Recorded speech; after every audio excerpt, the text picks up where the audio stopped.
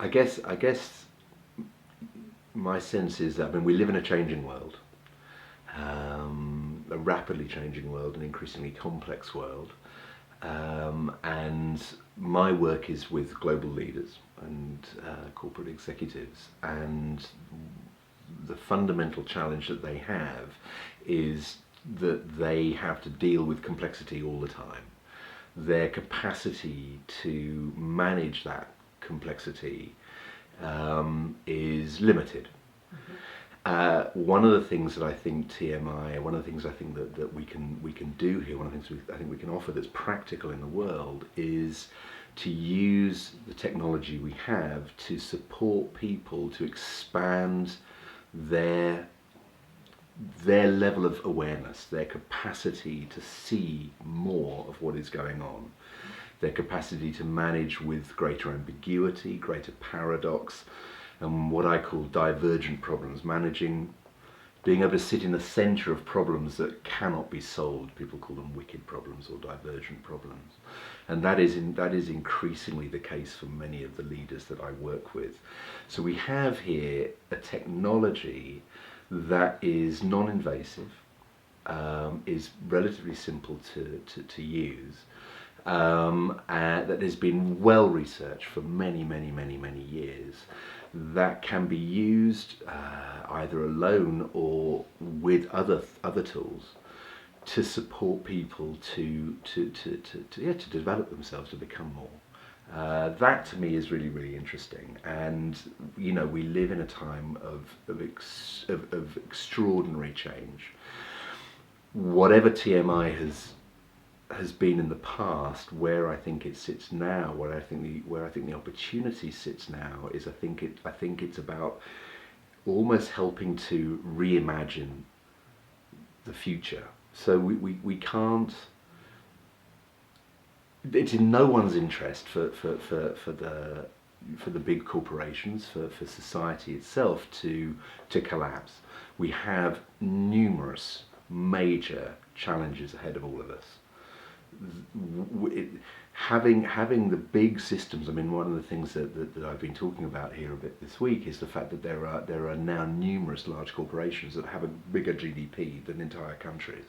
It is in no one's interest for those things to fail. So therefore the question arises, how can those institutions reimagine themselves in a way that can better support people, the planet and the profit? All major corporations now have a responsibility to their communities, helping people to move into the mind state, the level, if you will, of conscious awareness that allows them to understand the interconnectedness of things, seems to me to be essential. And you don't do that by telling people that the people are connected. You don't do it by saying, well, this is connected and that, because people go, yeah, okay, that's great, I get that.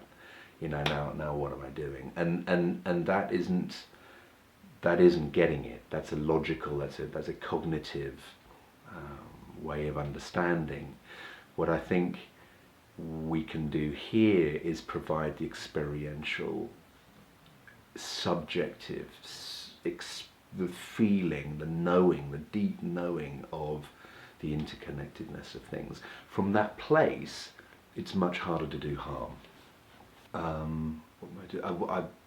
I am completely committed to making whatever difference I can at this time of extreme challenge on the earth.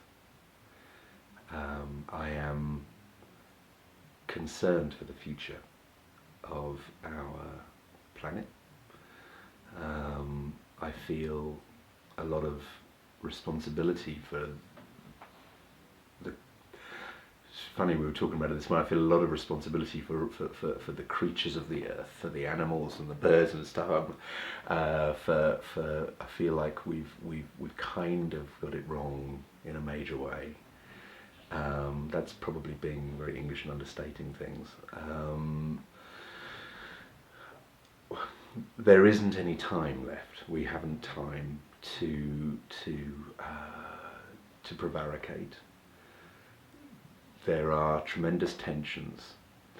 At one level, at the level of which things seem hopeless and impossible, there is also a great deal of fear.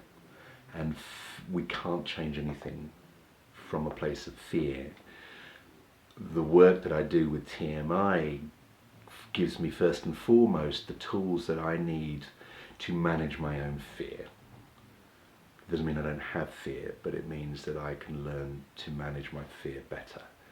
I can manage my doubt, I can manage the way I cope with it. But it also gives me a much wider perspective on the challenges we're facing, and it gives me a context that is very, very large. And that very, very large context is what sustains my hope. And that's what I get here. I see a lot. I think we've had a fantastic few days here.